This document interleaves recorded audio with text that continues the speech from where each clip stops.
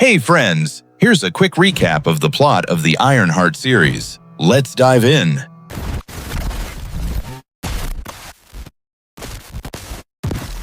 The story kicks off after the events of Black Panther, Wakanda Forever. Riri Williams is studying at MIT, the super prestigious tech university. She's still working on her big project, trying to finish it no matter what. But here's the catch, she's strapped for cash, the one resource she desperately needs. So, she starts hustling, and not exactly in the most honest way. Riri begins selling tech developed at MIT to other universities.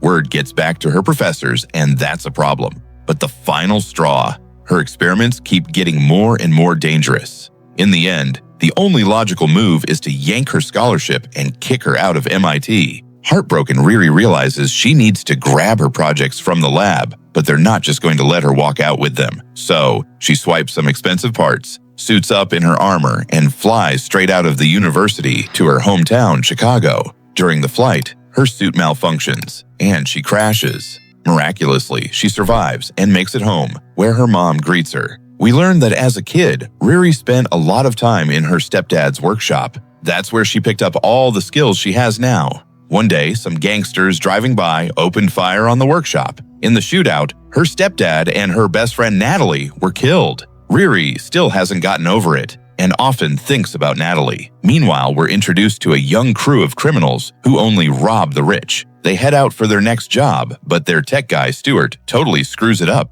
forcing them to bail on the heist. Their leader, known as the Hood, realizes they need a better tech expert. By pure chance, his cousin John spots Riri soaring through the sky. Soon after, Riri decides to fix her suit and heads to a junk shop to scavenge for parts. She's broke and trying to figure out how to get what she needs on credit. That's when John shows up and pays for her stuff. He acts like he's confused about why a genius like her is digging through scraps and offers her a job. The next morning, Riri shows up at the spot and steps into an elevator. Suddenly, it stops and gas starts pouring in. A voice over the speaker gives her 3 minutes to disable the device, or she's done for. But Riri, being the brilliant engineer she is, hacks the elevator system instead. The Hood welcomes her and says she passed the test. He invites her to join their crew. Riri figures out they're up to some shady business and initially says no. But when the Hood hands her a fat stack of cash and promises more, she's in. They introduce her to the whole gang. Their leader, the Hood, got his hands on a magical cloak somewhere. It lets him turn invisible, teleport, charge bullets with energy, and even bend their trajectory. His cousin John handles recruitment, clowns the explosives guy, slugs a top-notch hacker. The sisters Jerry and Ross bring the muscle, and the old tech guy, Stuart, gets the boot. Riri's got 24 hours to rebuild her iron suit for their next job. She starts working and realizes she needs a full-blown AI to make it function properly. The old one's trash. She decides to use a copy of her own consciousness, but the process takes forever, so she falls asleep and dreams about her lost friend Natalie. When she wakes up, her AI has taken on Natalie's form and memories. Riri has no clue how this happened, but there's no time to figure it out. She's got to finish the suit ASAP. Natalie helps her track down an arms dealer on the dark web. Riri meets the guy, but he's a total coward, not expecting anyone to track him down. His name's Zeke Stane, son of Obadiah Stane, Tony Stark's business partner from the first Iron Man movie. Obadiah betrayed Stark and tried to take over his company, but Stark took him out. Nowadays, Ezekiel's ashamed of his dad's legacy and doesn't want to follow in his footsteps. Riri convinces him to share some gear and inspires him to stand up to his haters. Riri manages to fix her suit just in time for the heist. By the way, their plan is so ridiculously dumb, I don't even want to get into it. Basically, they're trying to score big bucks from a wealthy businesswoman. On the way, Riri helps Natalie, but during the job, a cop shows up, and the AI freezes. If it weren't for the Hood, Riri would have been arrested. Later, Natalie admits she freaked out because of the gun. She has the real Natalie's memories, and the real Natalie was gunned down by gangsters. She also mentions picking up weird vibes from the Hood's cloak and asks Riri to grab a sample for analysis. We see the cloak is slowly driving the Hood nuts, with dark veins creeping across his body.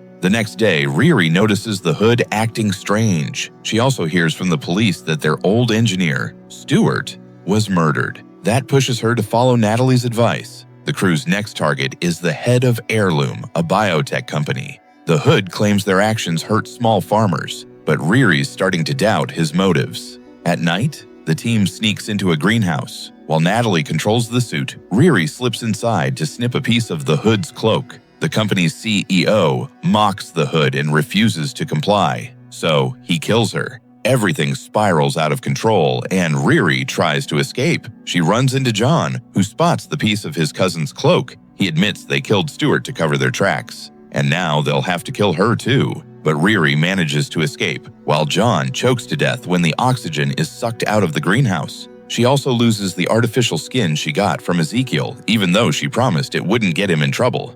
Meanwhile, the crew flees the scene. Furious and grieving, the Hood tries to ditch his cloak, but it shows him who's really to blame for his cousin's death. Riri finds out her screw-up got Ezekiel locked up. She visits him, promising to get him out, but he's furious and wants nothing to do with her. She also meets her childhood friend Xavier, who learns she created an AI in the image of his sister Natalie. He's pissed, but comes to terms with it by the end of the season. Riri analyzes the cloak sample and realizes it's magical, not tech. With her mom, she visits a mysticism shop, and, surprise, it's run by real witches. They figure out the cloak's tied to some dark forces and kick her out. Still, a young witch named Zelma meets up with Riri later and says the cloak might be linked to Dormammu, the entity from the first Doctor Strange movie. The Hood tells his crew that Riri killed John in the greenhouse. He figures out her connection to Ezekiel, visits him in prison, and helps him break out. He hands over Ezekiel's gear, and Ezekiel implants a ton of cybernetics, turning himself into a killing machine. The Hood sends the whole crew to take Riri out, but she fights them off. Before leaving, she tells them their boss is lying and that he and John killed Stuart. Outside, she runs into Ezekiel, who's out for revenge, but he's not a bad guy deep down and doesn't kill her. Instead, he wrecks her suit and tells her to skip town. Back at the base, Ezekiel lies to the team, saying he killed Riri. They demand answers about Stuart's death, but he's done with their attitude and kicks everyone out. The next day, it turns out the Hood slipped his code into Ezekiel's system, so now he can't resist his orders. Together, they head out on another job. The Hood forces a rich guy to sign over his company and house. We learn this guy is the Hood's dad, who kicked him out at 12. The Hood held a grudge and vowed to become rich and powerful. A while back, when he tried robbing his dad the first time, things went south, and he had to run. Guards cornered him, but a mysterious figure appeared, opening a door where there shouldn't have been one. The stranger offered to grant his wish to get filthy rich in exchange for a piece of himself, gave him the cloak, and said he could now shape his own destiny. Now, the Hood's living the high life he always wanted, but something's still missing. He summons his mysterious patron, who tells him he's wasting his potential, and bails. Meanwhile, Riri wants to flee the city, but her mom convinces her to fight. With her friends, she rebuilds her suit, and Zelma helps using a piece of the cloak as an infinite energy source. But when they fire up the suit, Natalie's AIA gets wiped for some reason. Devastated, Riri can't do anything about it. But there's no time to waste, so she heads to the Hood's base. There, Ezekiel confronts her, unable to control himself. Riri manages to shut him down and restore his free will. Upstairs, she faces off with the Hood, who's turning into a monster. She snatches his cloak and gets out. Downstairs, she meets the mysterious figure, who introduces himself as Mephisto. The Tempter manipulates her, offering a deal: give him a piece of herself, and he'll bring Natalie back. Riri agrees, and after some time, using tech and magic, she doesn't just restore the AI, she brings Natalie back, for real. But dark veins start spreading across her body. In a post-credit scene, we see a powerless Hood show up at Zelma's shop, begging for help. End of Season 1. So, Ironheart tried to position Riri Williams as Marvel's next big star, but sadly, it didn't deliver. I wasn't feeling it, and judging by the reviews, I'm not alone. The plot feels choppy, the characters aren't fleshed out enough, and the tech versus magic vibe doesn't always land. On X, tons of viewers call the show a letdown, pointing out its cliched script and weak ties to the MCU's rich legacy. Despite the slick visuals and Dominique Thorne's solid effort, Ironheart couldn't live up to the Iron Man era. This series isn't a win, and it probably never will be. What do you think?